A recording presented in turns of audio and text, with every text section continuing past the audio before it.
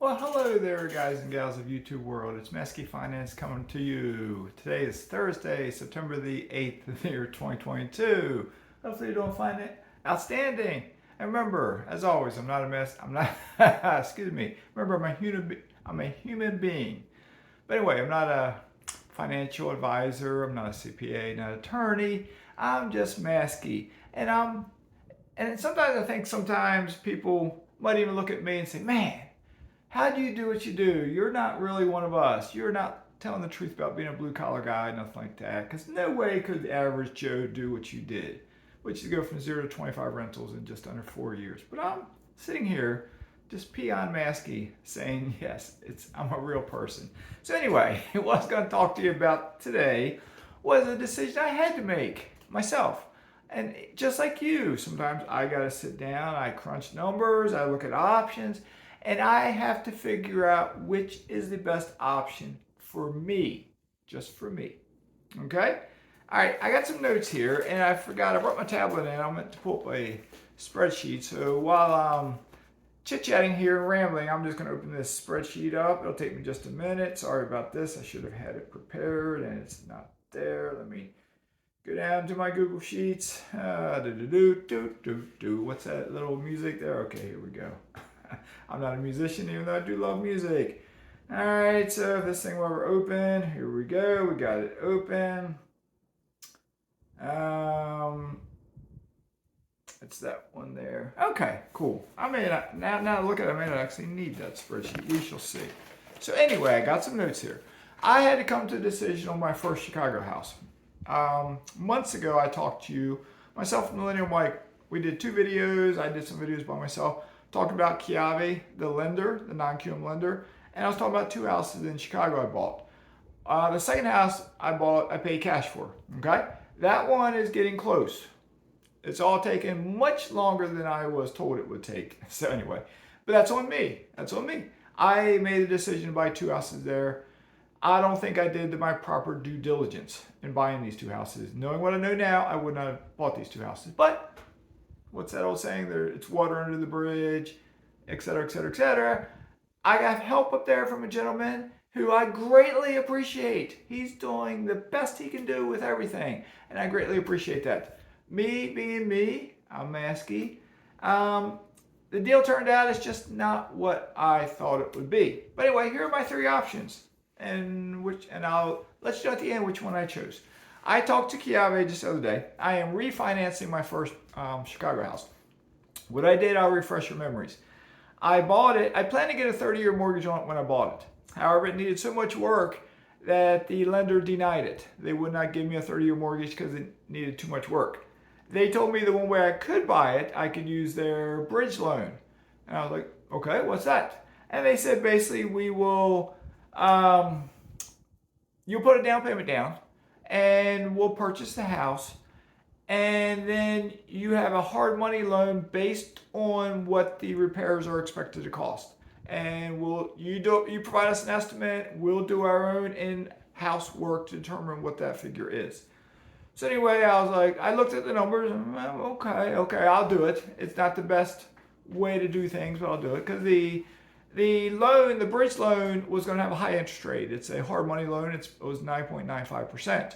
At that time, if I got a 30-year fixed rate mortgage, I believe my interest rate would have been about 5%. I believe, something like that. All right, but that was back in February, I believe. We're now in September. So anyway, fast forward to today. The rehab is complete. A tenant is living in there. Rent is $1,650. Sounds pretty good, right? Rent's $1,650. That's not too bad. A lot of times I talk on Indiana, rent might be $1,200, $1,100, et cetera, et cetera, et cetera. So at first blush, it's like, wow, that Chicago house is a better deal than Northwest Indiana. All right, let me see what you think then. The appraisal came back at $133,000. I bought this house for $70,000. Approximately $17,000 was put down on the house, and they had to go with a higher. I had to pay a higher down payment due to what they thought the value of the house was when I bought it. Due to the amount of repairs, I had to pay a larger down payment. So I paid something like $17,000. Closing costs were expensive. I think altogether I paid about $25,000 when I bought it, which was, it's expensive. All right. My mortgage in quotes, which I didn't pay yet, was $53,700. All right.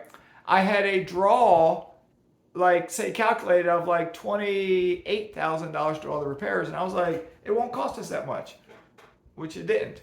It cost about a little bit over $20,000 to repair it. So they canceled the rest of the draw. My monthly interest payment that I was paying interest only. I'm sorry if I'm confusing you any, but I've been paying interest only since March or April. It was $617, $620, whatever it was. When part of that draw was canceled because we didn't spend it all, the interest was reduced to like $585. So I just paid it for September. Okay, so I've been paying that the entire time. I've been paying electricity the entire time. I've been paying gas the entire time. I've been paying water the entire time.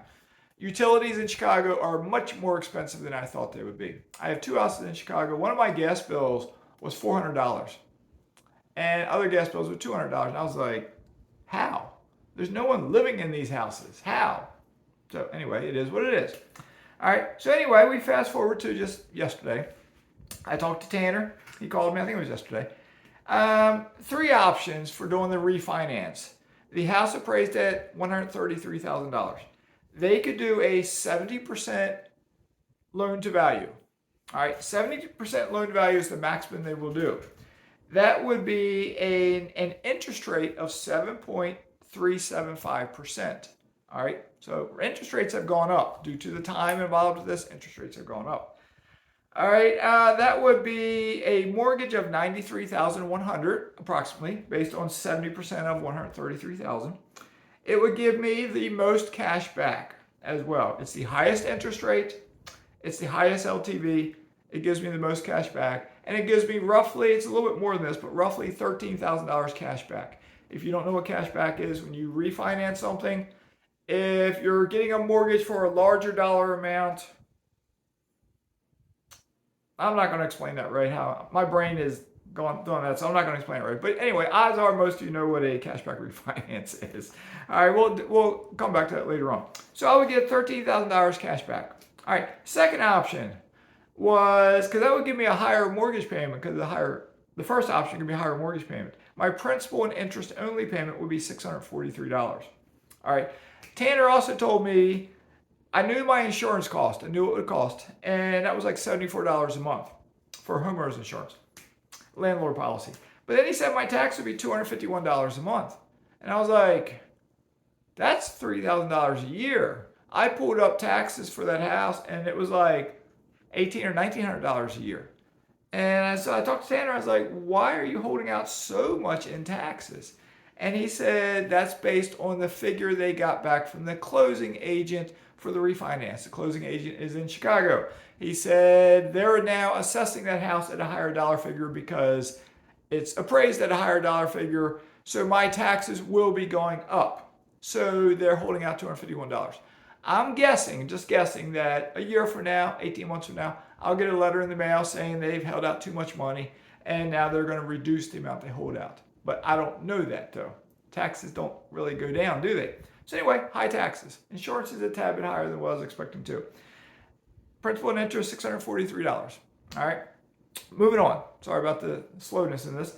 The next option is 65% LTV. Interest rate will drop a tiny bit to 7.25%. Cashback drops, cuts in half to $6,500. The mortgage payment drops, taxes and insurance stay the same. The principal and interest will drop from $643 down to $589. All right. Oh, I forgot something. Well, I'll tell you something at the end.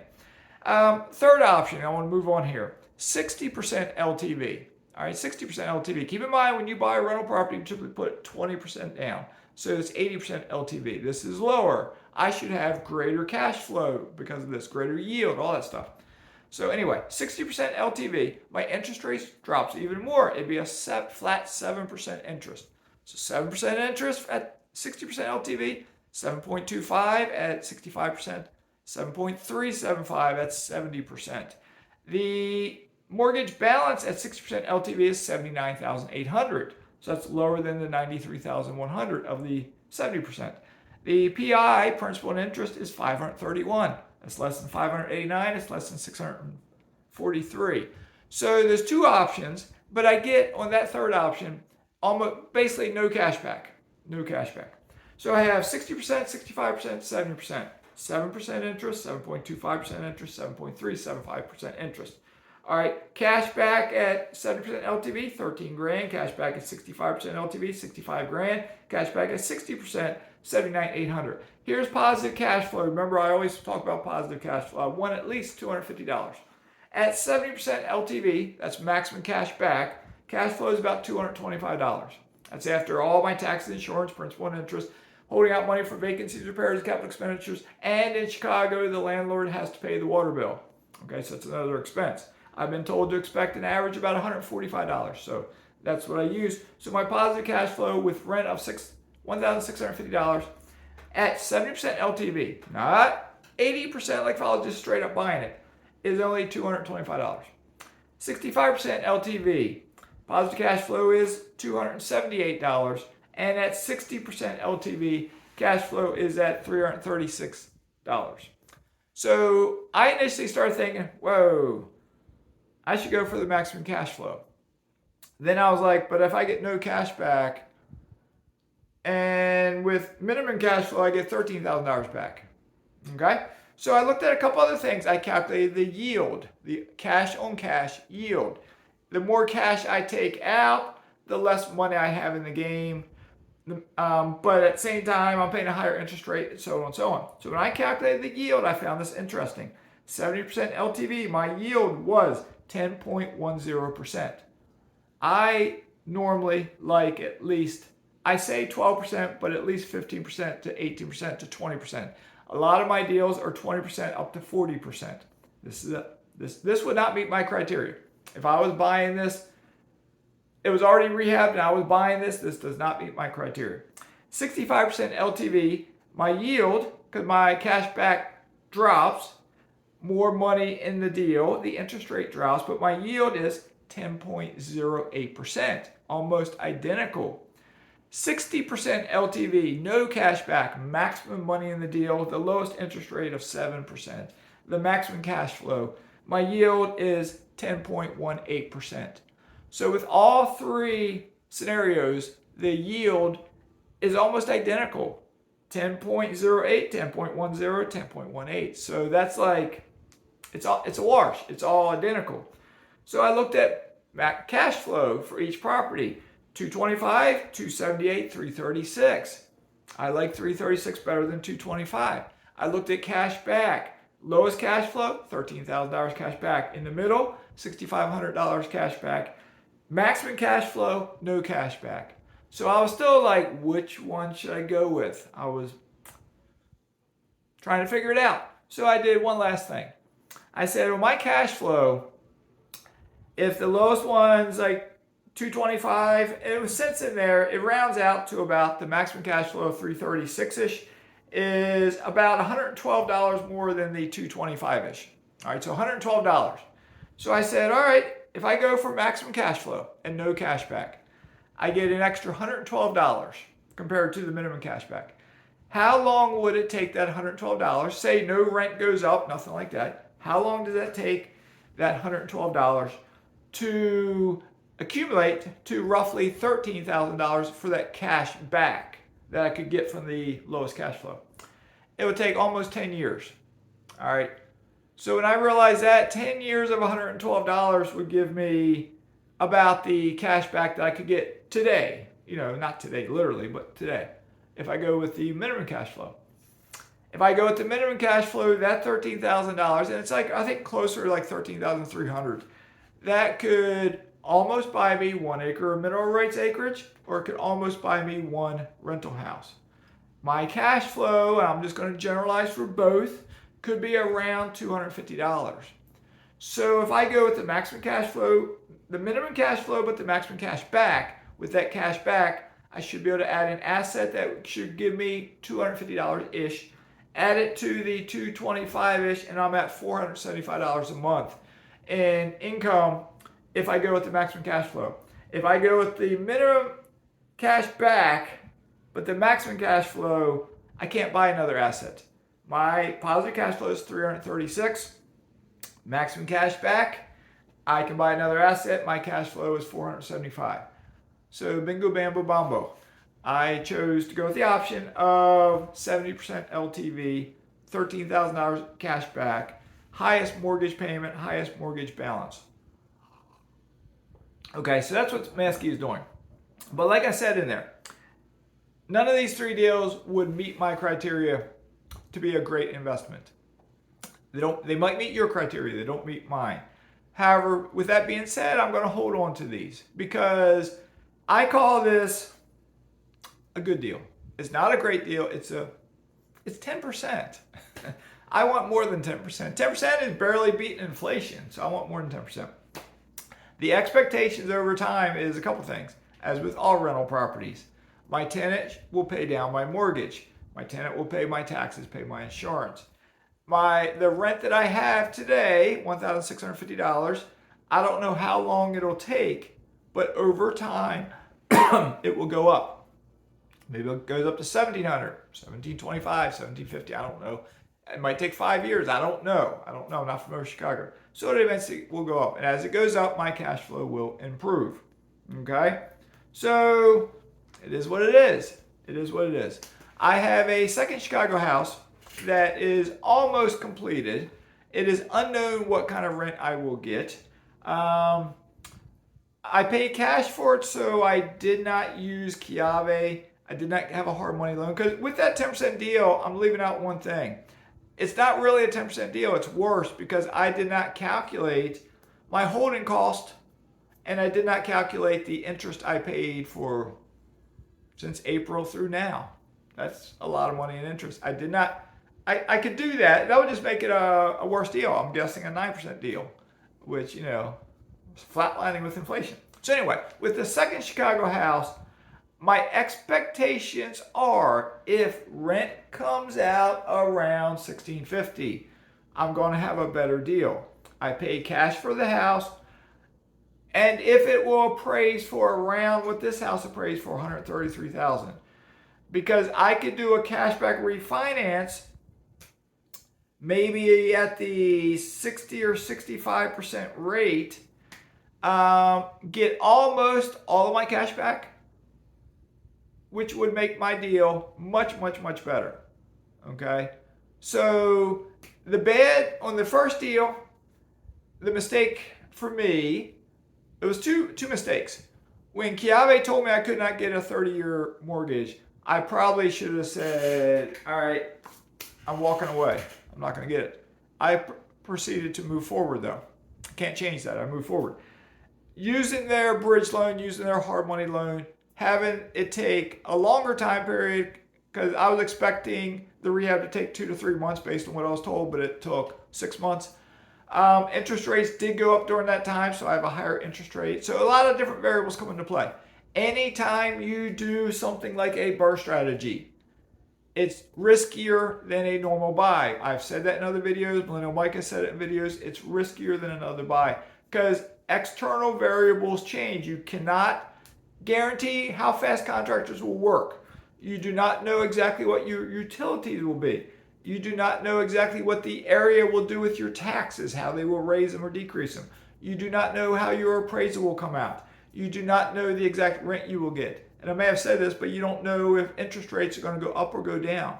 You just don't know. There's other variables involved. So it's the riskiest way to invest. It sounds like it's the best way. It's like, oh, you recycle cash, you do the BRRRR strategy, you pull your cash out. I've done 2 successful BRRRR strategies. This is not new to me. I've done 2. That doesn't mean I'm an expert. I'm not. I'm Mazske. This is my third. This wasn't a true BRRRR. It's a hard money loan. It's not a true BRRRR. My next second Chicago house is a true BRRRR. I have a house in Indiana also that's a true BRRRR. Both of those houses, probably next week, I will be starting the refinance process on both the Gary house and the second Chicago house. Both of those houses were paid for with cash. My expectations are both deals will come out to be better than this first Chicago house. I'm just guessing here. I'm just guessing. My expectations are the house in Indiana is going to come out to be the best deal out of any of the 3 houses. I'd be happy to be wrong, though. I'd be happy if that second Chicago house was a 25% deal and the Indiana house was a 22% deal. And that's fine, too. Or I'd be happy if the Indiana deal was 30% and the second Chicago house was 25%. So we shall see. But that's the life of being a real estate investor. Not every deal is a grand slam. Not every deal is a home run. If I step back, and really look at it and say, okay, it's a 10% yield. Michael Zuber's happy with like a 6% or 8%, whatever it is he goes for. That's a great deal to him. I'm just used to better deals. So, but in the big scheme of things, 10%. It is what it is. I done the deal, so I can't change it. So I'll live with it. But as time goes on, all deals, keep this in mind if you're still tuning in, all deals, as long as they're not alligators, as long as they positively cash flow from day one, as time goes on, the deal should get better and better because, like I said, the mortgage is paid down and rents will go up. Now, you got to do a good job having good tenants because if the tenants continually destroy the house, it could make it a bad deal. Or if the house has continual problems, that could make it a bad deal. But say, in my case, say the rehab holds, goes for years and years with minor repairs, my okay deal over time will become a better deal. Okay?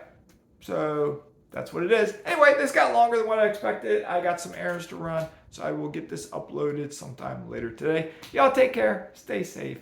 Mazske is signing out.